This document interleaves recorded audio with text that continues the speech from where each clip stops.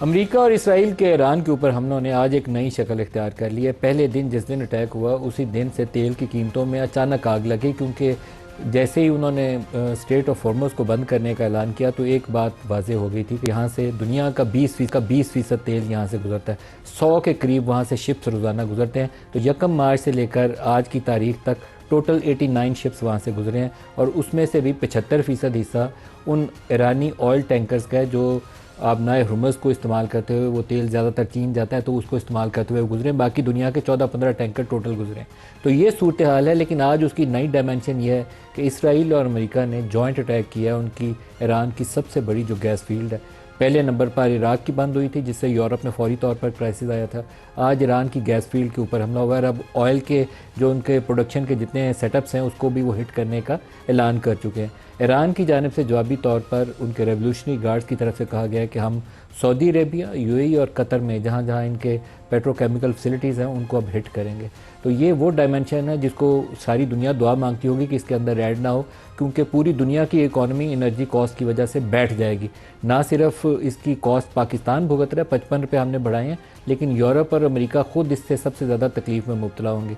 आने वाले दिनों में जो कीमतें जिस रफ्तार से ऊपर चढ़ रही हैं वो पाकिस्तान के लिए क्या खबर लाएंगी और बाकी दुनिया का क्या बनेगा, उसको आज के प्रोग्राम में हम फोकस करेंगे। ऑयल की जो प्राइसेस है इस वक्त इंटरनेशनल ट्रेंड क्या चल रहा है? हम तो जहाँ से ख़रीदते हैं यूएई से और सऊदी अरब से ख़रीदते हैं, तो वहाँ अभी क्या मिल रहा है रेट हमें? मलिक साहब, मैं इस पे आने से पहले चंद गुजारिशात करूँगा। एक तो ये है कि जी ये गैर मामूली हालात है, मेरे ख्याल से इसके ऊपर तो किसी को शक नहीं होना चाहिए।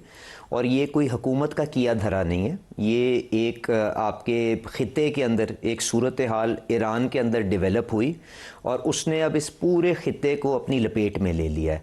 और जो सबसे बड़ा चैलेंज ना किसी भी पॉलिसी मेकर के लिए अब सामने है वो ये है कि इसकी कोई इख्तिताम की डेट आपके सामने नहीं है। तो आपको एक टेस्ट मैच के लिए अपने आप को तैयार करना है और हम इसी सूरत हाल में इस निज़ाम को लेके चल रहे हैं। और अभी पहली तारीख से लेके आज 17-18 की तारीख तक जो आपने देखा है कि दिन के अंदर $20 की वॉलेटिलिटी आ रही है।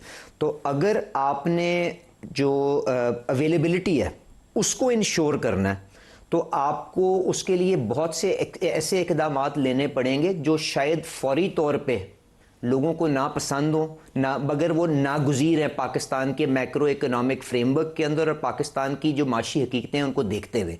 क्योंकि आपका एक IMF के साथ भी एक कमिटमेंट है और आपका एक एक्सटर्नल अकाउंट की जो सूरत हाल है उसके अंदर ये पार्टनरशिप को सस्टेन करना इज़ इक्वली इम्पॉर्टेंट। क्योंकि आपने उसके नताइज भी देखे हैं कि जब आपके पास सालाना 20-25 बिलियन डॉलर की आपकी रीफाइनेंसिंग की रिक्वायरमेंट हो और आपके पास ये IMF का क्लीन बिल ऑफ हेल्थ ना हो, तो उसके बाद आप किस तरह से स्ट्रगल करते हैं डॉलर को रिटेन इस इन्वायरमेंट में। वैसे भी आप IMF से बिगाड़ नहीं सकते क्योंकि इंटरनेशनल इन्वायरमेंट बहुत वोलेटिलिटी का शिकार है। देखें बिल्कुल, क्योंकि अब आपकी यील्ड्स बढ़ रही हैं, कैपिटल जो है वो स्केर्स होता जा रहा है। इसके अलावा आपकी एक रीफाइनेंसिंग की रिक्वायरमेंट भी बहुत ज़्यादा है। देखें आपने 12-13 अरब डॉलर तो सालाना दोस्तों से रीफाइनेंस कराने होते हैं, उसके बाद आपने कमर्शियल लोन्स को एक्सटेंड आपने नए लेना होता है।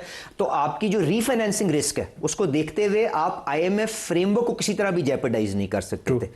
तो अब जब ये सूरत हाल डेवलप हुई और जब $20 की आपने वॉलेटिलिटी देखें, हुकूमत ने क्या किया?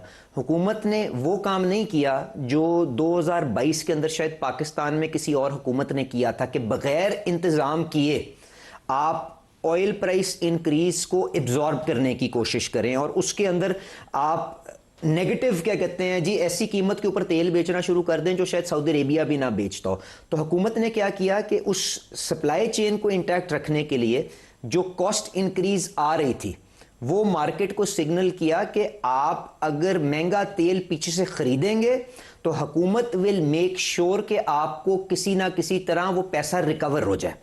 अब पहली दफ़ा जो आपकी हफ्ते की इंक्रीज आई 55 रुपए के करीब इंक्रीज हुई, आपने प्राइस में ट्रांसमिट कर दी। उसके बाद अगले हफ्ते सिमिलर इंक्रीज मलिक साहब दोबारा आ रही थी।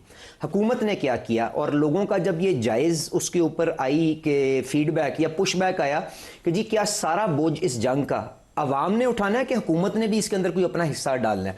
तो शहबाज शरीफ साहब ने वो जो अग्रेसिव एक ऑस्टेरिटी का और एक कॉन्जर्वेशन का एक अपना पैकेज लॉन्च किया, जिसके अंदर तनख्वाहों से लेके फ्यूल अलाउंस से काट के सूबाई हुकूमतों को ऑन बोर्ड करके मैं और वजीर ख़जाना एक एक वजीर आला को जाके उनके कैपिटल में मिले, उनको ऑन बोर्ड किया कि कॉन्जर्वेशन देखें इस्लामाबाद में तो करने का कोई मकसद नहीं है ना जी, पूरे पाकिस्तान में करना है तो आपको सूबों को भी ऑन बोर्ड करना है।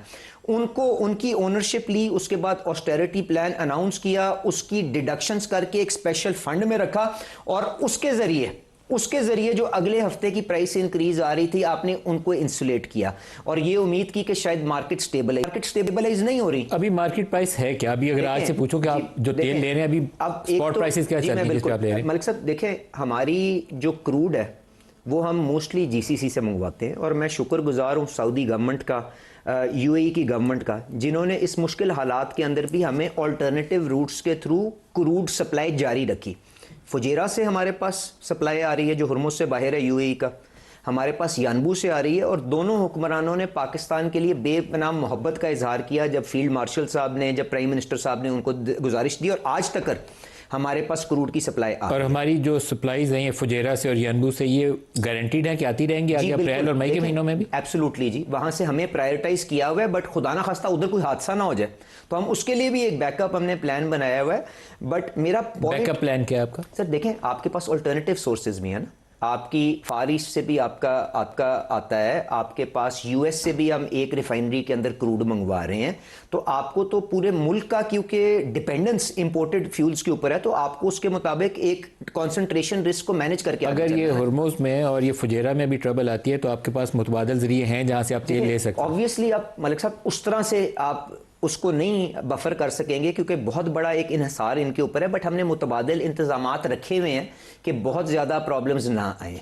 बट गुजारिश ये है मलिक साहब कि आपका 90% आपकी तवानाई इंपोर्टेड है। क्रूड को सिक्योर करना इसलिए ज़रूरी है कि क्योंकि 70% जो आपके मुल्क में डीजल प्रोड्यूस होता है वो इंडिजिनस होता है क्रूड से, तो अगर आपने क्रूड को सिक्योर कर लिया तो 70% आप अपने डीजल की रिक्वायरमेंट मीट कर सकते हैं और आगे आपके बिजाई का सीजन आ रहा है, आगे आपका सारा जो आपके फार्मर को ट्रैक्टर चलाने के लिए, हल चलाने के लिए डीजल चाहिए होगा, उसकी डिमांड अप्रैल में बढ़नी है। तो हमने क्रूड को इंश्योर किया कि प्रोटेक्ट करें। 70% हमारी लोकल डीजल की प्रोडक्शन उससे हो जाएगी, 30% हमें डीजल बना पड़ता है। उसकी कीमत मैं लेके आया था, जो प्लेट्स का रेट था जो पहली मार्च को $88 पर बैरल का था, आज $190 पर बैरल के ऊपर है। ये हकीकत है जी। उसके बाद जो पेट्रोल है वो 30% आप खुद प्रोड्यूस करते हैं, 70% आप इंपोर्ट करते हैं। उसकी कीमत जो है वो $78 पर बैरल के ऊपर थी प्लेट्स का, और ये S&P का इंडेक्स है, आप अपनी कंप्यूटर की अपने फोन पे निकाल सकते हैं। ये 130 के ऊपर चला गया, 130 पे चला गया। और जो क्रूड की भी मलिक साहब बात होती है, देखें ब्रेंट जो है इज एन इंडिकेटर आपका फ्यूचर मार्केट्स के अंदर प्राइस की इंडिकेशन का। आपका जो क्रूड सारा आता है वो सऊदी अरेबिया, यूएई, ओमान, सारा प्राइस होता है दुबई के इंडेक्स के ऊपर। वो आज $150 पे चला गया हुआ है जो $70 के ऊपर था। तो इन चीज़ों के बावजूद हमने अपनी चेन को रिटेन किया हुआ है, अवेलेबिलिटी को इंश्योर कराया हुआ है, किसी जगह कोई अभी रैशनिंग या किसी चीज़ का और हमने एहसास